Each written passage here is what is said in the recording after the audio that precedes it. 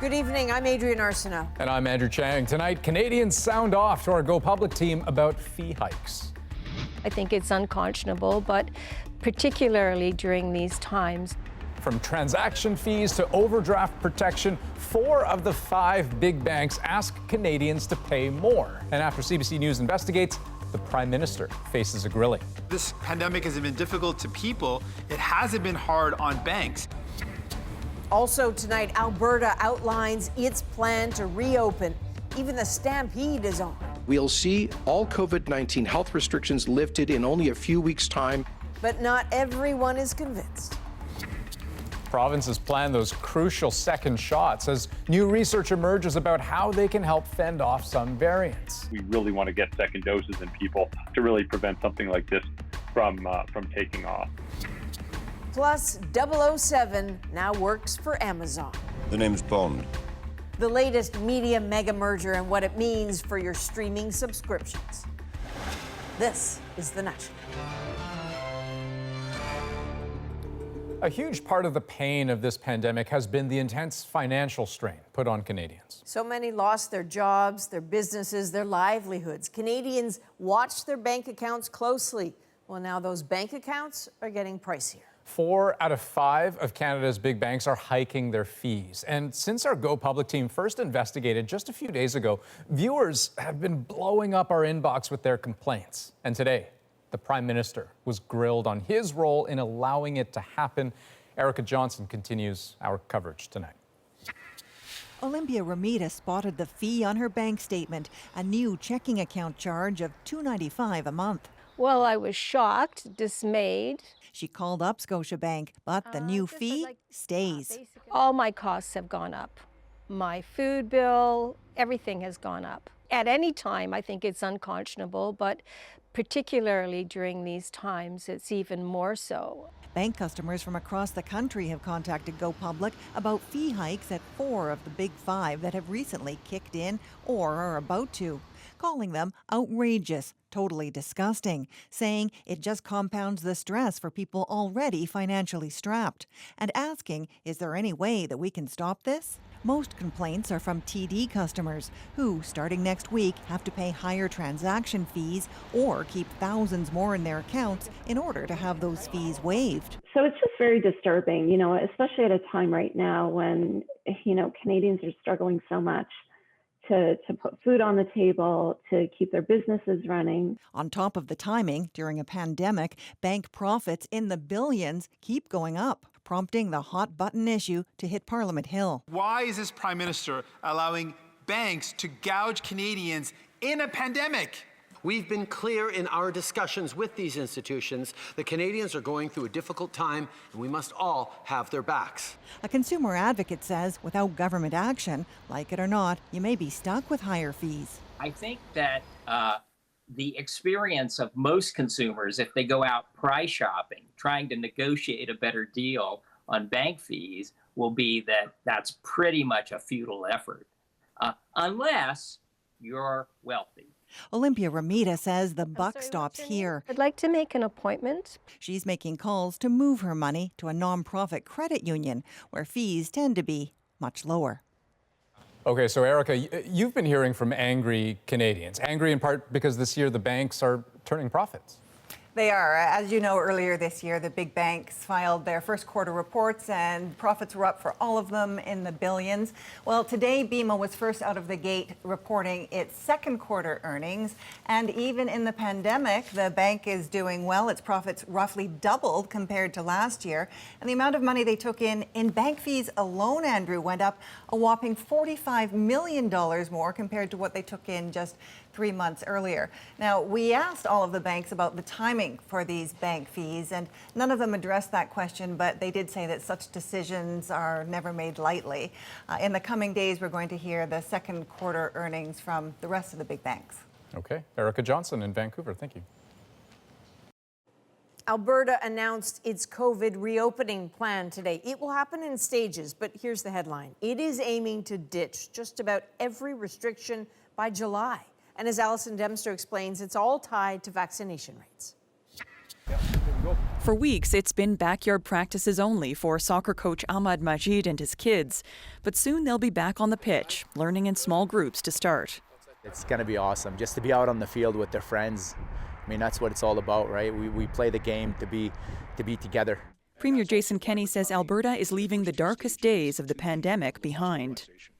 With Alberta's Open for Summer plan, a 3-stage plan, we'll see all COVID-19 health restrictions lifted in only a few weeks' time, as long as Albertans keep doing the right things for just a little while longer. The staged reopening is tied to vaccinations and hospitalizations. Stage 1 starts June 1st. Outdoor gatherings of up to 10 people will be allowed, along with the reopening of personal services and restaurant patios. Stage 2 begins after 60% of eligible Albertans get a shot, and COVID hospitalizations fall below 500. Libraries, movie theaters, gyms, and restaurants could reopen with capacity limits. And 2 weeks after vaccinations hit 70%, most public health restrictions will lift, including the ban on indoor gatherings. The Premier says he's optimistic that will be in time for big summer events. And what a great day that will be. Events like K-Days and Calgary Stampede can proceed at that point with full participation. For some business owners, there is cautious optimism. This spa owner has laid off her staff 3 times during the pandemic. We have hundreds of clients on our wait list, just so ready to come in, and we are so ready to take care of them. But for others working on the front lines, the plan feels too fast. So yes, vaccinations are important, but we know that public health measures work. And we know that when we start lifting restrictions and easing public health measures, the cases rise again. Kenney called vaccines the ticket back to normal, saying Albertans need to keep getting the jab to make that happen. Alison Dempster, CBC News, Edmonton. Manitoba's ICUs are struggling to cope with the number of critically ill COVID patients there. And today came the devastating news that one patient died after medical staff tried to transfer her out of the province. Cameron McIntosh takes us through what happened. Crystal Musso was 31 years old, fighting COVID in an induced coma in the Brandon General Hospital. To deal with ICU crowding, her mother says she was deemed stable enough to be transferred out of province. Said that they were going to transfer her to Ottawa. The doctor said he'll phone me when she was gone, like in the plane, and he never called back. Before getting to the plane, Musso destabilized, taken back to hospital, where she died the next day. I didn't want her to go. It seems like they made that choice for me. Certainly we're going to seek more information. Manitoba's acting health minister says he doesn't have full details about the decision to transfer or why Musso destabilized. COVID patients do destabilize quickly, quite often in a variety of different circumstances, not simply related to flight. So I think that is somewhat symptomatic, unfortunately, of the disease itself. As ICUs fill faster than they can expand, Manitoba's government has been defending its need to send critical care patients out of province. This is neighbors helping neighbors. At least 25 have gone to Ontario. Saskatchewan will take 5. Now the province says North Dakota is also willing. The military says it will fly some patients. Every day we transport patients in a big province like this. This ICU doctor says critical COVID patients have flown safely all pandemic within the province. While critical of Manitoba's need to send them out, at this point he says it's more practical than adding beds. And are we in a way fortunate that Ontario is able to help? Now, as patients are being sent out, Manitoba is trying to expand its own ICU capacity up to 146 beds, more than double the pre-pandemic baseline of 72.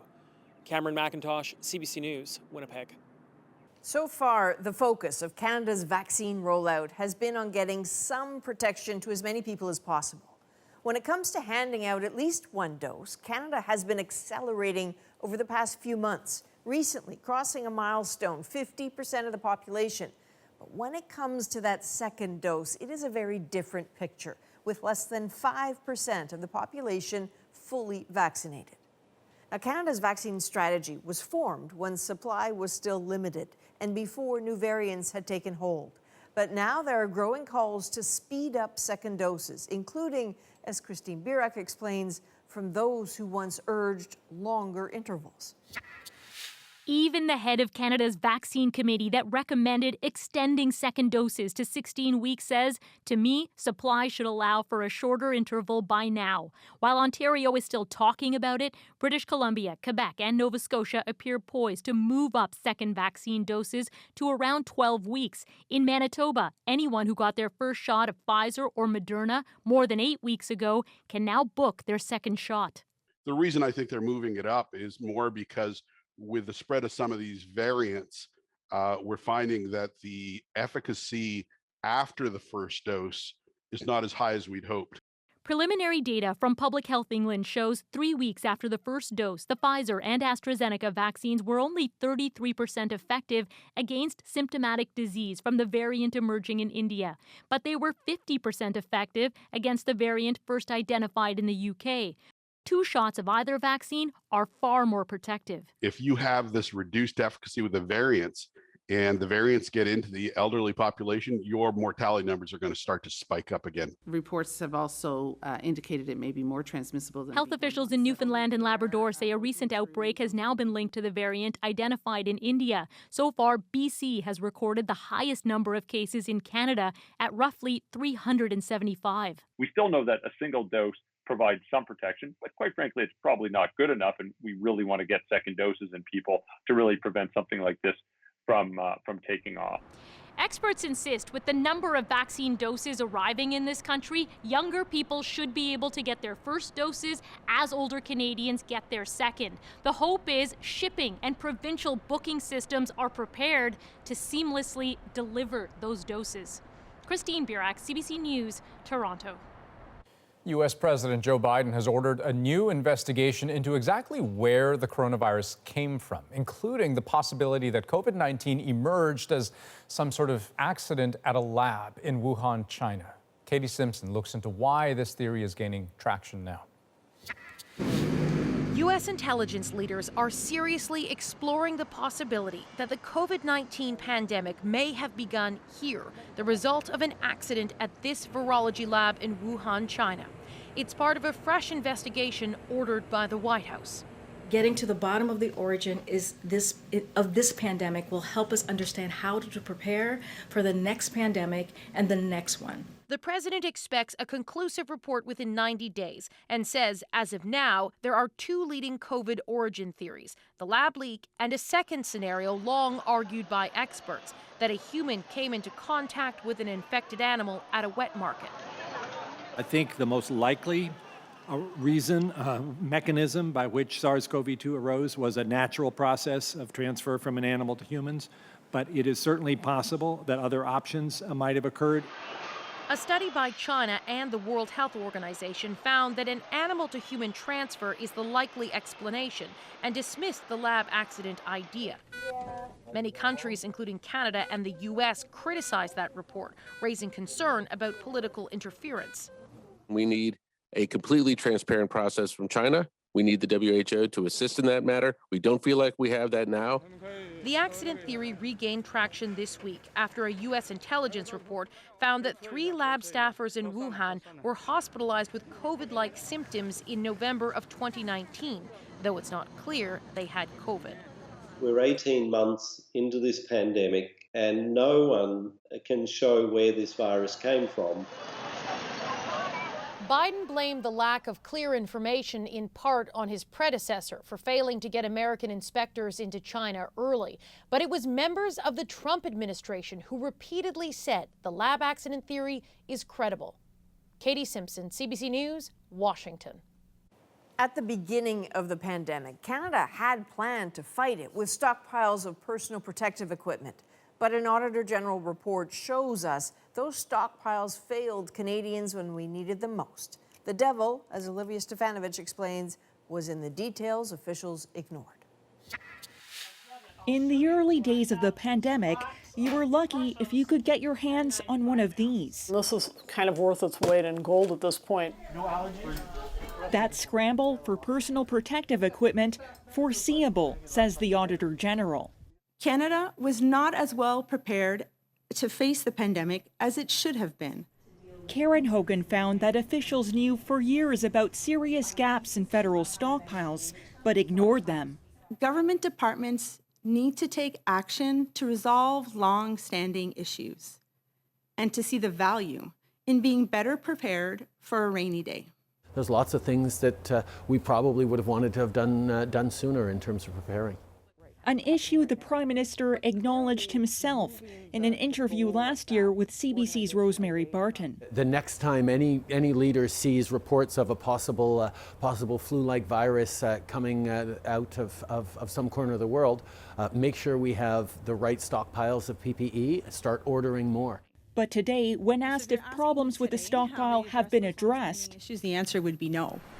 The Public Health Agency of Canada had no idea how much PPE it had at the onset of the crisis and still can't track the age or expiry dates of some equipment. The work of the Public Health Agency of Canada right now is understanding how they manage that stock, what is a sufficient amount, and how we ensure that that stock is rotated so that we don't experience, for example, expiring stock without an appropriate use.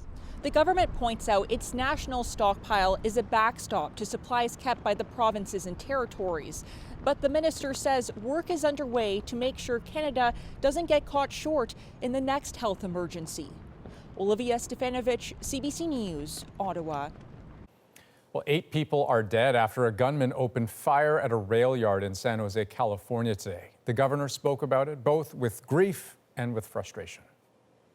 It begs the damn question, what the hell's going on in the United States of America? The hell's wrong with us? And when are we going to come to grips with this? When are we going to put down our arms, literally and figuratively, our politics, stale rhetoric? The gunman who worked at the rail yard started shooting about 6:30 a.m. local time, killing 8 employees before turning the gun on himself. Investigators believe he may have set his home on fire before the attack. No word on a potential motive so far. 3 high school students are dead after a car crash in British Columbia. It happened just after midnight in Kelowna. Police say the 18-year-old driver, as well as the 18 and 17-year-old passengers, were pronounced dead at the scene. School officials say the 3 students were all in grade 12, all set to graduate this year. The cause of the crash is still under investigation. An Ontario high school teacher is facing more than 50 charges relating to the alleged sexual assault of students over a period of nearly 2 decades. It's one of several recent high-profile cases, and it has some child advocates calling for a new way for parents and students to voice their complaints. Here's Julie Ireton. Parents and former students at this school in Ottawa say they raised alarm bells about teacher Rick Despatie years ago. Sort of touchy with some of the female students. So that never sat well with me. We felt helpless to do anything about it. Last month, he was charged with 9 counts of sexual offenses against children relating to incidents between September 2019 and March 2021. Today, 45 new charges came, including stalking, sexual assault, voyeurism, and assault with a weapon, some dating back to 2004. The Ottawa Catholic School Board says it has cooperated with police and the teacher no longer works for the board. Another unrelated case has raised questions about reporting teachers. At a school an hour southwest of Ottawa, teacher Jeff Peters abused teens. He was recently convicted of sexual assault and sexual exploitation of 2 former students. Andrea Dickinson says her daughter was groomed by Peters. She wasn't involved in the court case, but Dickinson says more than a decade before the teacher's arrest, she raised concerns to a principal. He acted like, okay, this will be dealt with and everything, but literally nothing was done. The teacher is now in prison, but the school board says it can't comment because the matter is still before the Ontario College of Teachers. We have to have independent bodies that are external. This child advocate is calling for more oversight. She has concerns about the process where school principals investigate their own teachers. There is a bit of a conflict of interest there. We need an independent body who is there solely for the interests of the children, the students. Across the country, there's a gap, according to the Canadian Centre for Child Protection. It's hit and miss in every province. There's no consistency, and it's very problematic. For now, Klassen says in Ontario, parents should report their concerns to the Ontario College of Teachers. But she notes not all provincial regulators can handle these kinds of complaints. Julie Ireton, CBC News, Ottawa. The president of Belarus is accusing Europe of trying to strangle his country with sanctions amid international outrage over the forced landing of a plane there and the arrest of a dissident journalist on board. Они приступили множество красных линий. Alexander Lukashenko insisted there really was a bomb threat against the flight, which a fighter jet was sent to escort down. He accused the arrested journalist of working to organize a violent rebellion. Well, another massive media deal was announced today. Amazon has purchased MGM Studios and the vast catalog of content that comes with it.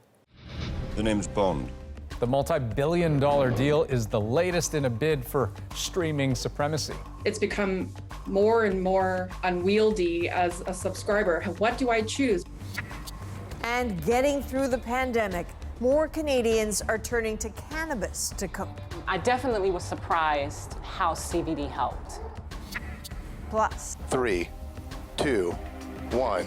Liftoff of the Falcon 9. SpaceX marked its 100th successful liftoff today, but the milestone carries an environmental cost. We're back in 2.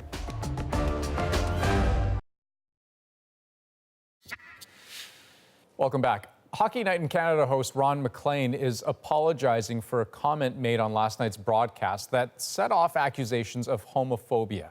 Here's what he said, referring to a photo panelist Kevin Bieksa had in his background showing a man with his shirt off. You have a photo of a guy with his tarp off. You're definitely positive for something. Now, in a statement posted to Twitter, MacLean said that comment was misinterpreted, explaining earlier in the broadcast they joked about the photo showing a colleague with a bottle of rum. He said when he mentioned testing positive, he meant alcohol. MacLean added he understood why the comments could be interpreted as homophobic and said he had reached out to members of the LGBT community and received their wisdom. Amazon may be the colossus of e-commerce, but in the fiercely competitive world of streaming content, it's just one of several fish competing with sharks like Disney and Netflix. But today, Amazon just caught a big fish of its own. Eli Glasner explains what this means for the industry and for consumers at home. There's no news like bad news. In the 1997 James Bond film Tomorrow Never Dies, Bond faces off against a mad media tycoon. Words are the new weapons. Satellites, the new artillery. And you become the new Supreme Allied Commander? Now the studio that owns Bond has been gobbled up by an even larger power, Amazon. The e-commerce titan paid $8.4 billion US for the home of Bond and other classic titles. You're talking about 4,000 films. You're talking about 17,000 episodes of television. You are expanding Prime Video's coffers. Speaking to shareholders today, Amazon CEO Jeff Bezos said, "We're looking forward to reimagining and developing the deep catalog of MGM." And there's lots to play with, as the home of the Roaring Lion contains classics such as RoboCop, Rocky, Thelma and Louise, and Canadian co-productions Vikings and The Handmaid's Tale. Amazon's move is just the latest in a string of mega mergers. First, Disney bought 21st Century Fox. Last week, AT&T unveiled plans to merge Warner Media with Discovery, putting CNN, HGTV, HBO Max, Food TV, and more all under one roof. It's become more and more unwieldy as a subscriber. What do I choose? This technology watcher says the mergers are all about fighting churn fatigue, where people pull the plug on their subscriptions. What Amazon has done is they're giving another reason for you to continue subscribing to Prime. They're also, saying you can get free shipping, but you can also have a whole library of James Bond movies to watch. With both Netflix and Amazon setting up new offices and executives in Canada, there will be opportunities for homegrown creators, but there are also limits to what customers will support. That's why we're seeing so many of these mega mergers. People will only probably pay for 3, I think is the sweet spot. Let the mayhem begin. So the race is on. Grow or be gobbled as streaming content becomes the new norm. Eli Glasner, CBC News, Toronto. Well, streaming movies has been a pretty common way to relieve stress during the pandemic, but there are Canadians who are turning to other methods. I started using CBD, vaping CBD, as well as CBD oil for anxiety and relaxation. we'll explore the effects and what to consider when using. But first. Did you reach out for help anywhere? No, I kind of just dealt with it on my own. In one of Toronto's hotspots, many are suffering in silence, but community leaders are stepping in to help. Stay with us.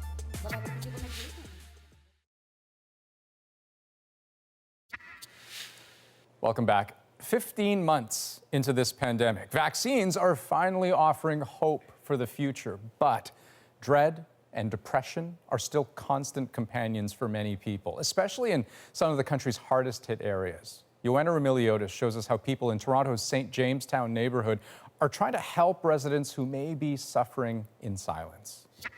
Hi, Sid. How are you? They call them the unseen. And all this is about getting to them. Oh, beautiful. So today you have 40 bags, right? Yes.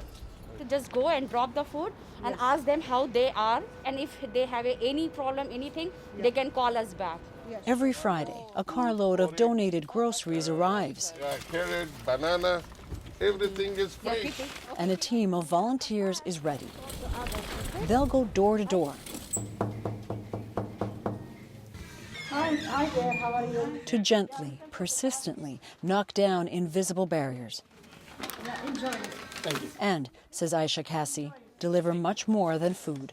Thank you so much. It's connection. Connection, see people face on face. We make observation. If this person is okay, we are not doctor, we are not like nurse, but we take a mini training and we know the sign of the mental health. The signs can be hidden in this community of high-rises near Toronto's downtown core. St. Jamestown, like other low-income, densely populated areas where many essential workers live, has been hit hard by COVID. The infection rate here has been among the highest in the city. Harder to measure, but indisputable, the mental health toll that has come with it. In this community, stigma is a huge issue. They are just thinking if they will talk about the mental health, they think the people, they will say them they are crazy.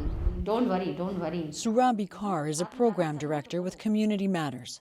She's worked in this neighborhood for 14 years and says the number of mental health related calls she gets has quadrupled.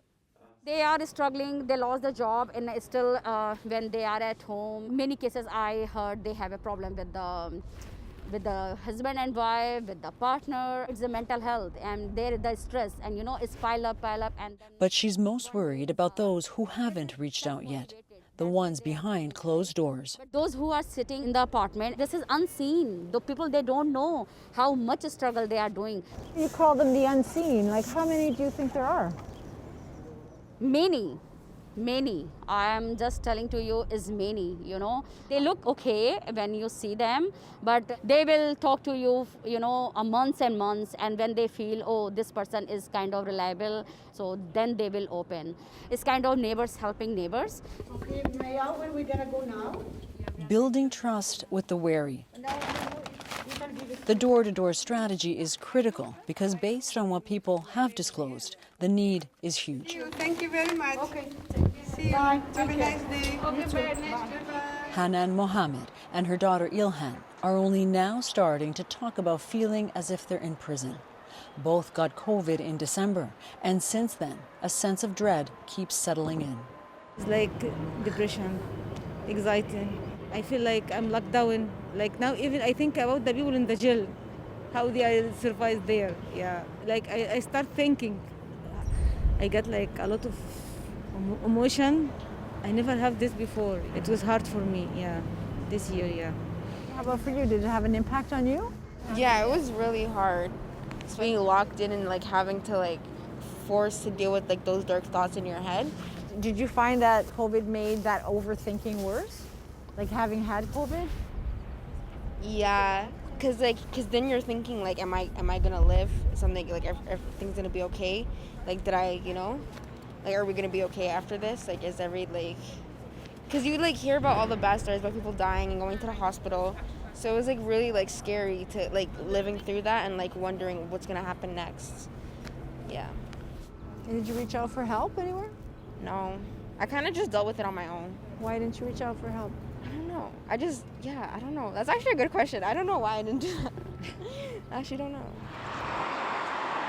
It is a unique intersection, a sense of defeat, even in the face of hope.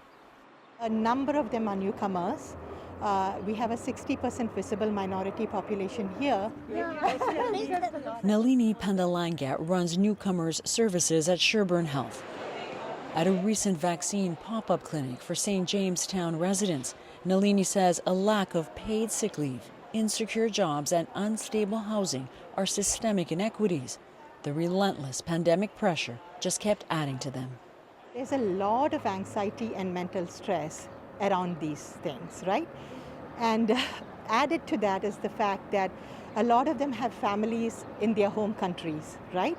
And a lot of people dying, family members, so that is an additional kind of stress on them. So in all, it's taken a huge toll on mental health. A toll that is only adding to a sense of isolation. Ranjana Banerjee works as a cashier at a grocery store. She's a widow and a mother too. It's too much difficult for me because I have a 12-year-old son and I'm an essential worker, so I have to come to work. So he's doing online by himself. Yeah. I remember She's had her first dose of vaccine, but she worries about what could happen to her son if she gets sick. I'm scared sometimes, like if I get sick, who will take care of my son? Because he's only 12-year-old. Like tomorrow what's gonna happen nowadays, nobody can say. The life is so different now. I don't know what's gonna happen. It's not same. Vaccines are part of the way out, but the fear is still there now and in the days ahead. I know post-pandemic is going to be more worst. So that's why I'm just preparing a different group, how we can create a social group, and they can come forward and they can also talk about how tough for them this situation and how they get the supported from each other and how they are going to take care of their family in the future. Breaking down silence and stigma, it may seem an enormous task, but they're already trying, hoping every small, kind step gets them a little bit closer. Joanna Remiliotis, CBC News, Toronto. Now, if that hit a little close to home and you think it's time to reach out to talk to someone, there are people ready to listen. Crisis Services Canada and Kids Help Phone are two options. You can call and text with them at the numbers on your screen. The use of cannabis products has increased during the pandemic. People that are new to cannabis, half are coming for mood and anxiety. The growing popularity of CBD oil. Stay with us.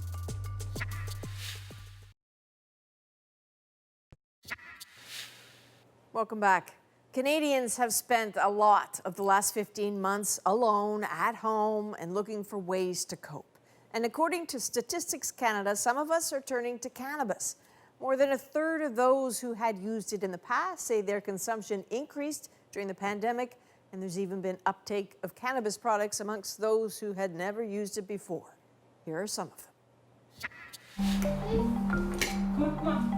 Let's eat, let's eat, let's eat. My name is Casey Fan, and I have 3 kids, and the oldest is in college. My day is pretty hectic, a lot going on. Let's start with this. Got homeschooling, got my work that I do on the side, plus your regular house chores, so you could say it's a full, packful day. 5, 6, 7. Good job, Mama. Good job. Yes. Well, when the pandemic first hit and I had to homeschool, I felt very overwhelmed. And I didn't know how I was going to do it. I started having severe anxiety attacks because I was so overwhelmed with the news and everything else that was coming out and people getting sick and worried about getting sick. My anxiety shot through the roof. And a friend of mine told me about CBD. And I put it in my tea or my coffee or under my tongue. And I would say within the first week, my nerves started to calm down. And I was able to just be able to think and come up with a plan of how I was going to do this. How was I going to manage? I definitely was surprised how CBD helped. And it tremendously helped relieve me of my anxiety. during this time. How would you say your usage? You're using more? Yeah. My name is Yadvinder Singh. I'm the owner of Dolly's Cannabis. In the last 2 months, I've definitely noticed new users increase coming to our store. Okay, so it's $33.56 box. Before, it was just anybody that was an original smoker or had used cannabis products. They were the predominant ones coming in. Now we're starting to see more and more just brand new users coming in and looking at it. The lack of social interaction is really starting to weigh on people. They don't even know if they're depressed, but they know they're not happy. People that are new to cannabis, they're kind of like a 50-50 split. Half are coming for mood and anxiety. So we're going to do Kush Mint by Back 40. Yeah. One of those. But the other half are looking at it, especially the older patients, they're coming at it for pain management. They'll tell me, you can't drink beer all the time, you can't do this all the time, that I need something to kind of get by through this time. My name is Daniel Guedes, and I'm an art clinic student here in Toronto. I started using CBD, vaping CBD, as well as CBD oil for anxiety and relaxation, and it's been very effective so far and has helped me a lot with managing anxiety and with the part of relaxation as well.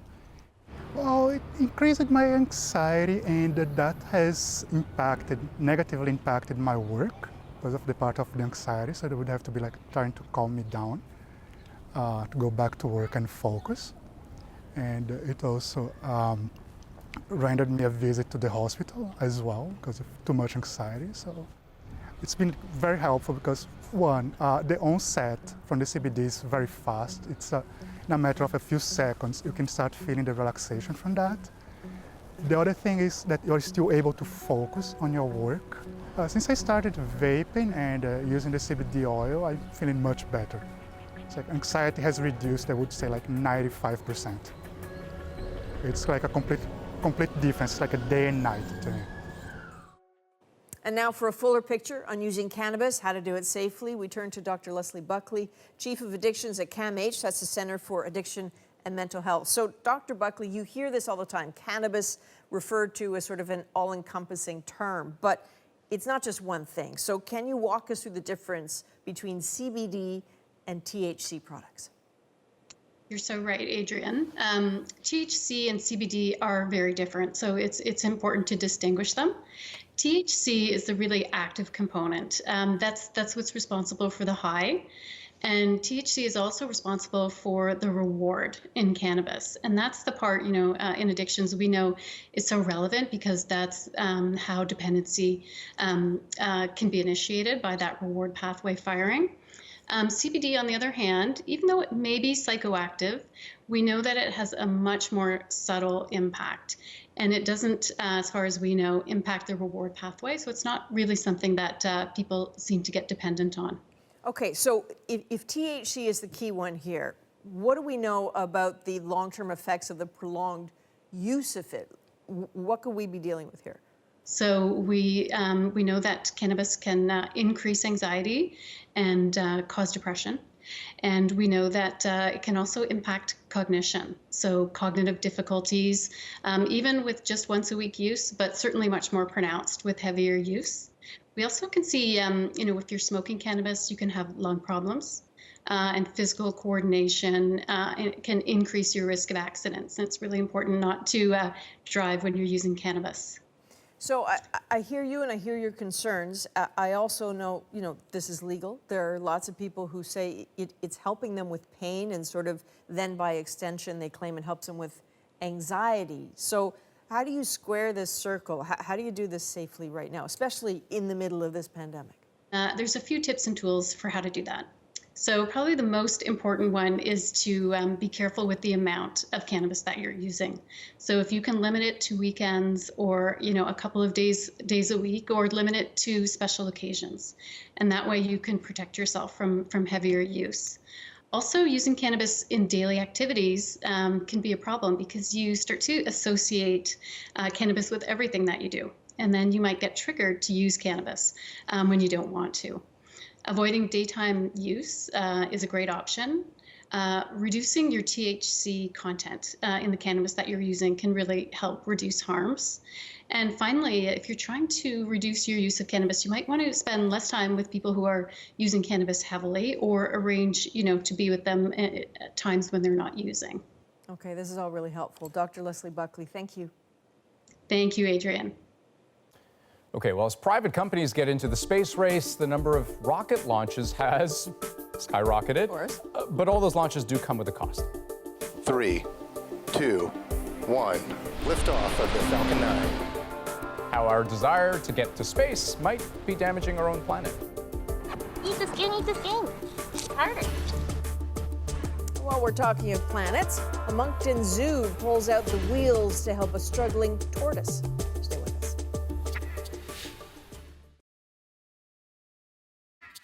Zero. Ignition. And liftoff. And with that, SpaceX launches its 4th rocket this month alone as it puts a fleet of satellites into orbit. Already this year, around the world, private companies and governments have launched more than 40 rockets. So with more countries, more companies racing for space, the number of annual orbital launches is already at 30-year highs and set to go even higher. But as Anayat Singh shows us, the more we put up in space, the more environmental impact we could see here on Earth. 3, 2, 1, liftoff of the Falcon 9. Recent rocket launches like the Falcon 9 from SpaceX have amazed the world with their reusable self-landing rockets. And these space launches are becoming cheaper and more common, but they have an environmental cost. There are really two main sources of emissions from the space industry. The first one is from launch, and everyone can see plumes associated with rockets and trails of combustion products. The second source is that of defunct satellites, space debris, if you will, re-entering the atmosphere and burning up. There are about 100 rocket launches every year, and the industry is expected to keep growing. The main worries from the launches are black soot and alumina particles. They end up in the upper atmosphere, the stratosphere, and interfere with its ability to reflect back the sun's heat. Ultimately, these particles can cause heating in the same way that a greenhouse gas would, and they actually have a lot greater radiative forcing effect than carbon dioxide, for example. Starlink deploy confirmed. One particularly toxic fuel used in satellites and space vehicles is hydrazine, which is extremely carcinogenic and unstable. And despite precautions, thousands of tons of hydrazine fuels are released into the atmosphere every year. Tomislav Hristić, a researcher at McGill University, so I'm going to do the drop test, is working on alternatives that don't use hydrazine. Wow, you saw it? But are just as effective in powering space vehicles. I think we have a really good contender to develop at least orbital propulsion systems that do not require hydrazines. And I'm pretty sure of that.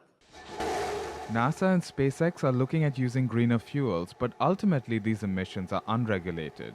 Experts say future growth in the space industry means now is the time to figure out the environmental impact. Anayat Singh, CBC News, Toronto.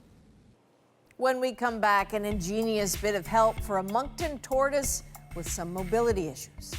He really wasn't eating at all. He just would stay in the same place all day, and keepers started to notice.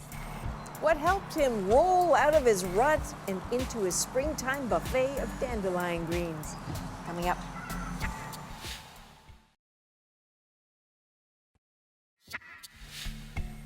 Well, that's not really his best side, but Sherman the tortoise is a bit of a medical mystery. He has been poked and prodded through CT scans and x-rays to deal with a mass underneath his shell. So vets aren't entirely sure what it is, but with treatment, it stopped growing. But it also stopped Sherman from moving around. So a vet at his zoo came up with a mobility aid. How Sherman gets around is our moment. Sherman was donated to us from Little Ray's Reptiles. He was living comfortably up until about 2019 when he started to display his mobility issues. He has a spinal mass infecting T1 and T2, so that's very high up in the vertebrae around his lungs. He just would stay in the same place all day. A lot of it was I just went on YouTube and just kind of took little tidbits from everything that I saw to try and put it together. I find his mobility has improved a lot with this one. He's more apt to move around. He can sometimes pick the wheelchair up and move even that extra weight with him, which is incredible compared to where he was at. We're still not sure what the mass is, but as long as he keeps showing improvement, we're going to keep trying everything we can. And this might be a fix they need to last, because Sherman is actually a very young tortoise. He is about 24 years old, and this species of tortoise can grow to be 100. Wow. What a long life. So just a like a teenager. Just a young man. I like how turtles and tortoises always look like they're smiling, even when they're not. Well, who knows? I think he's actually pretty happy because he's apparently made friends where he is. So good for Sherman. We know a lot about this story. That's the National for this May 26th. Have a great night.